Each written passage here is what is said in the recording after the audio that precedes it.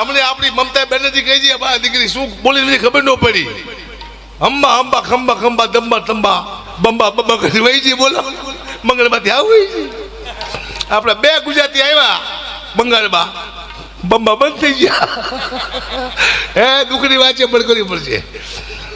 બંબા બંબા શું બોલી કવિતા બોલી કે ગાડી બોલી મમતા ખબર તો પડી બોલે વાહ મમતા છે ને મુકાતી નથી મમતા કોઈ મુકાતી નથી આવ્યું એટલે બાપુ આજ આનંદ આજ ઉછળંગ આજ નેનોમાં નીર તો જય રામા પીર પેલા પૂરું કરો હે તુમન લાગી મુમના મુમન લાગી તુમ તો ઝૂમ બરાબર ઝૂમ આખો દિવસ કામ કરો ને અત્યારે તમે એટલે પાણીપતના મેદાનમાં યુદ્ધ કરો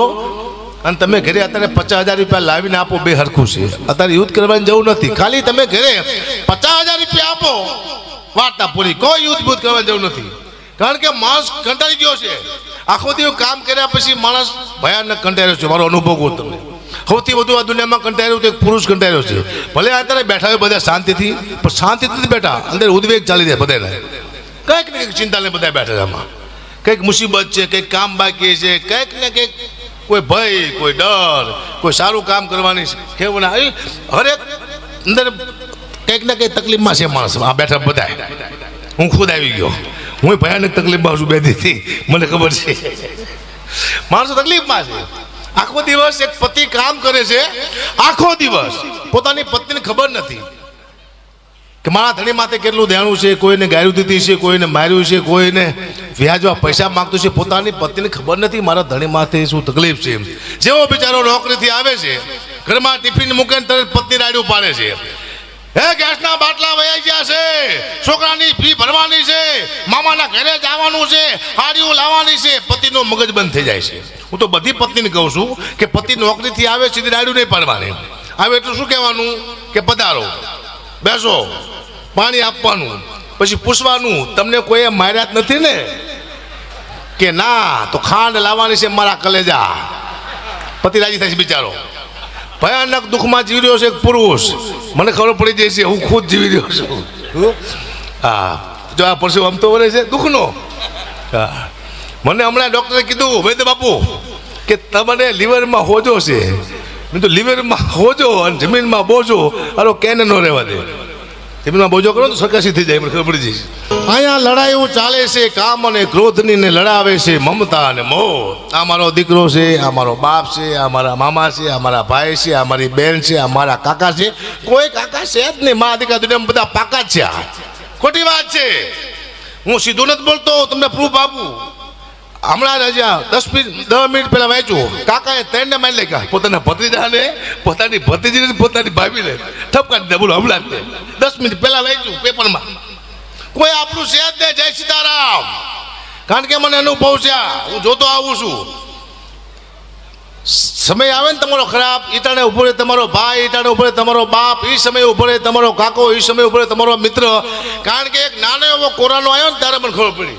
કે દુનિયામાં તમારું કોઈ છે નહીં પોતાના બાપે પોતાના દીકરા ના પાડી તું સુરતથી આયા આવતો નહીં આપણે મરી જઈશું પોતાની બેને પોતાના ભાઈને ના પાડી કે તું અમદાવાદથી આયા ન આવતો મારા ઘરે નાનો એવો મોત આવ્યું સંબંધ તૂટી ગયા માં મરી જાય દીકરી કાઢી ન જાય બાપ મરી ગયો દીકરો અગ્નિ દેવાનો ગયો આટલી વારમાં સંબંધ પૂરા જય સીતારામ આટલી જ વાર લાગી આપણું કોઈ છે નહીં જય સીતારામ મને ખબર પડી જાય કારણ કે હમણાં ઇન્દ્રપતિ બાપુ મારા જીવનમાં ભયાનક કિસ્સા બન્યા છે મારા મામા છે હું નાનો હતો ને બાપુ બહુ લોટકો હતો લોટકો જ છું પણ વધારે હતો જાડીઓ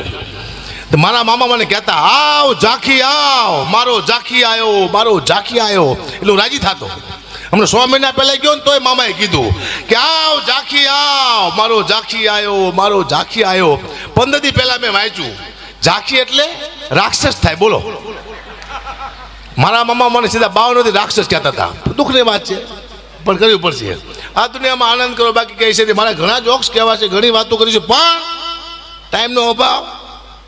આ દુનિયામાં જેના ટાઈમની કદર નથી ને એનો ટાઈમ કદર નથી કરતો ફટાફટ મૂકી દો કારણ કે માણસો કહેવાતું હતી પહેલા હમણે આપણી મમતા બેનર્જી કહી છે મારા દીકરી શું બોલી ખબર ન પડી અંબા અંબા ખંબા ખંબા દંબા તંબા બંબા બંબા કરી વહી છે બોલો મંગળમાંથી આવું છે આપણે બે ગુજરાતી આવ્યા બંગાળમાં બંબા બંધ થઈ ગયા હે દુઃખની વાત છે પણ કરવી પડશે બમ્બા બમ્બા શું બોલી કવિતા બોલી કે ગાડી બોલી મમતા ખબર તો પડી બોલે વાહ મમતા છે ને મુકાતી નથી મમતા કોઈ મુકાતી નથી આવ્યું એટલે બાપુ આજ આનંદ આજ ઉછળંગ આજ નેનોમાં નીર તો જય રામા પીર પેલા પૂરું કરો તુમલ લાગી મુમનાન મુમલ લાગી તુમ તો ઝૂમ બરાબર ઝૂમ ઘણા બધા કલાકાર બાકી છે એટલે હું તો ખાલી સહભાગી બનવાયો હતો પ્રસંગમાં બાપુનો જન્મદિવસ છે ને આપ સૌ બધા સંતો મંતો ભેગા થયા છો કારણ કે 35 કલાકાર છે ટોટલ બીજા બાકી છે રસ્તામાં આવે છે 15-16 કલાકાર અહીંયા પ્રગટ થઈ ગયા એટલામાં છે આપણે દેખાતા નથી સીએનજી જેવા કલાકાર છે બધા તાત્કાલિક દેખાય છે નહીં છે અહીંયા જ તે બિચારા બીજા હજી માયાભાઈ બધા વચમાં છે આવે છે બધા એટલે બધા જાજા કલાકારો છે આપણે સાંભળવાના છે પણ જાજો ટાઈમ નહીં લેતા પાછું પીયુદાન ઘડીને કહું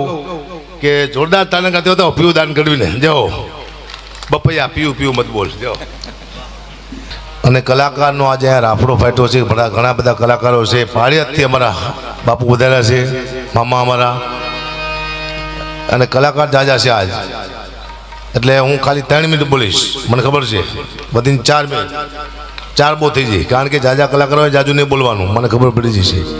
જેટલું જાજુ બોલશો એટલે ભૂંડા લાગશો માપે બોલવાનું જાજા કલાકાર હોય ને માપે બોલવાનું બાપુ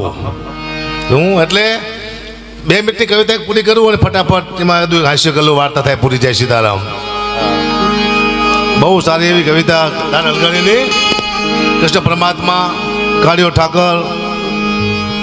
મહાભારતના યુદ્ધના મેદાનમાં કૃષ્ણ પરમાત્મા અર્જુનને જીવન વિશે સમજાવે છે કે જીવન શું છે બહુ સારી કવિતા છે 2 લાઈન સંભળાવતો જવું 2-3 જોક્સ કીધું એટલે વાર્તા થાય પૂરી સ્વાગત કૃષ્ણ પરમાત્મા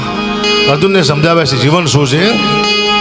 કે ગોવિંદ ગીતાજી સંભળાવે અર્જુન સાંભળો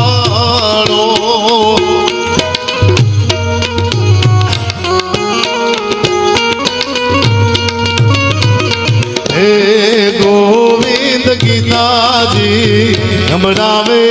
અર્જુન સાંભળો જીવન યોદ્ધ તણું છે મેદાન સમજાવું વિરાતને સાનમાં ગોવિંદ ગીતાજી સંભળાવે અર્જુન સાંભળો